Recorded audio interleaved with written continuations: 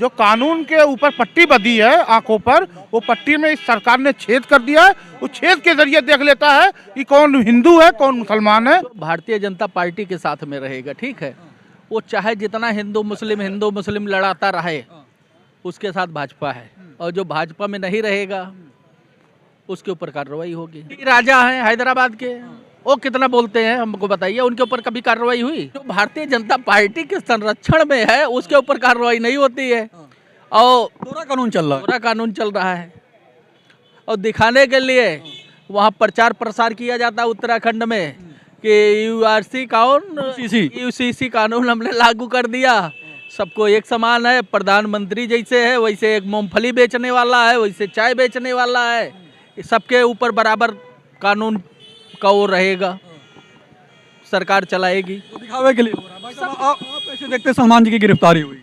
पहले तो भाजपा के कार्यकर्ता ये कह रहे हैं कि इसमें हिंदुओं का अपमान है। हिंदुओं का कहाँ से अपमान है?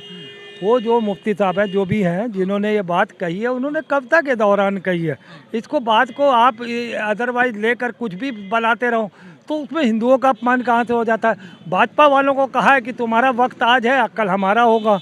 तो ये ना कहीं राजनीतिक बात है कि चलो भाई ठीक है, अगर तुम अपनी सत्ता में रहते हुए कुछ ऐसी बात कर रहे हो तो कविता के माध्यम से राजनीतिक लोगों को राजनीतिक जवाब कह रहे, कुछ लोग कह रहे हैं कि इस भाषा का इस्तेमाल नहीं करना चाहिए जिस भाषा का इस्तेमाल मुफ्ती साहब ने किया। तो दानिश के साथ क्या किया था जो सांसद है कठुआ, ये वो आतंकी खालिस्तानी पाकिस्तानी चौहान, पार्लियामेंट में बोला गया। रिपोर्टर चौहान है। तो गिरफ्तारी हुई है मौलाना साहब की, जो मुफ्ती साहब हैं सलमान साहब को किसी ने मोदी के नाम से फंसा दिया, उसके ऊपर केस बन गया।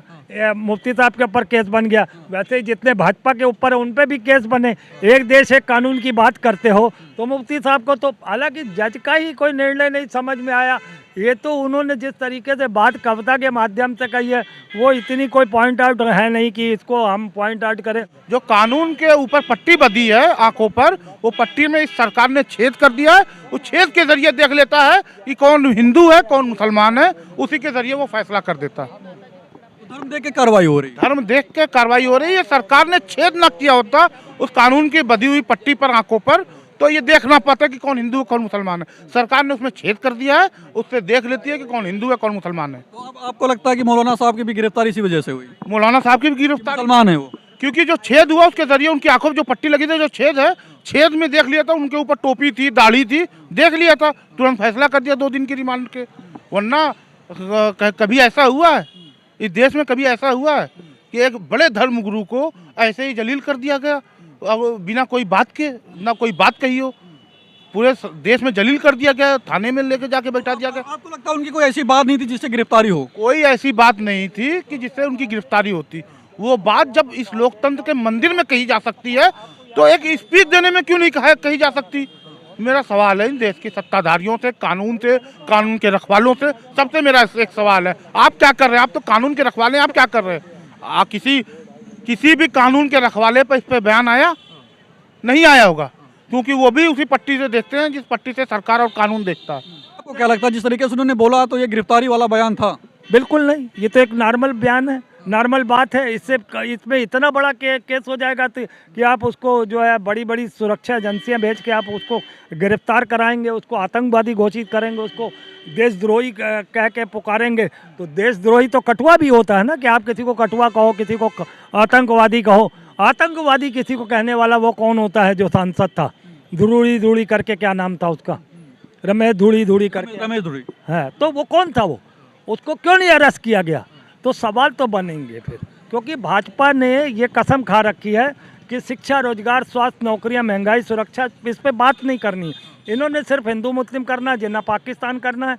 ये बंटवारे की राजनीति करेंगे, सनातन पे बात करेंगे, हिंदू खतरे पे बात करेंगे, हमेशा लड़ा के। मुझे तो शर्म आती है मुसलमानों पे जो आज भी भाजपा में हैं। मैं उनको ये कहना चाहता हूँ आपके चैनल के माध्यम से जल्द इस सरकार को छोड़े और आप अपने लिए कोई और रास्ता चुने। मैं ये नहीं कहता कि किसी पार्टी में जाए, मैं किसी पार्टी का नाम नहीं ले रहा हूँ। मैं बोलेंगे इस पर कुछ जानकारी हुई आपको?